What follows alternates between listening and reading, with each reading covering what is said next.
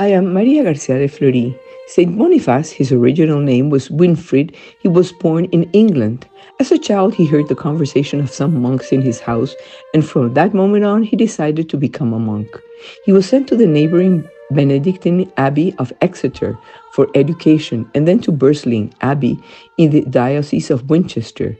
Upon completing his studies, he was appointed director of the school. His teaching ability attracted many students, and for them he wrote a grammar that is still preserved and which was copied and circulated in other monasteries. At the age of 30, he was ordained a Benedictine priest. He preached and dedicated himself to administrative work. Soon, Winfrid and other monks realized that Northern Europe and most of Central Europe were in pagan darkness, and Winfrid felt the need to go preach for what is now the Netherlands. He obtained the consent of his abbot, and together with two companions went there, but due to problems of the war, they had to return.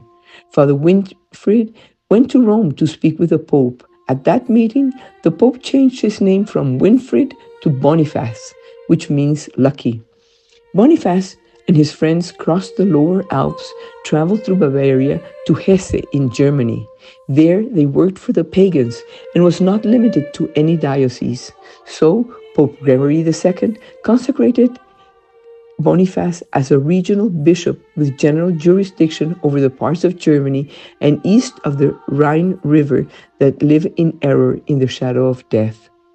Armed with the authority of both the church and civil power, Boniface's prestige increased enormously. He began by eradicating pagan superstitions that seriously affected the stability of his converts. Many of the primitive people were worshippers of trees and of the god of thunder, whom they called Thor. On a publicly announced day, and in the midst of an astonished crowd, Boniface and some of his followers headed towards the sacred tree of Thor, which was an oak, and attacked it with axes, knocking it to the ground, breaking it into 4 parts.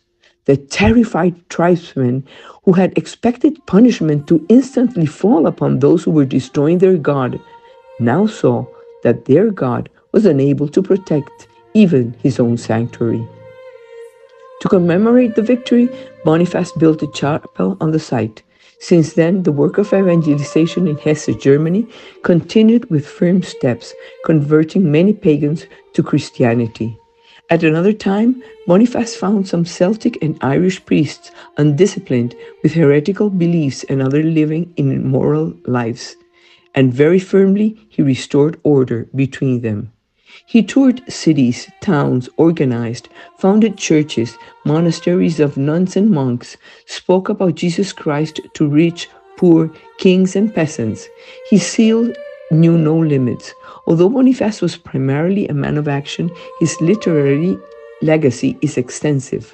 On June 5th, 755, a group of fanatic enemies of Jesus Christ captured and killed him along with 52 other companions.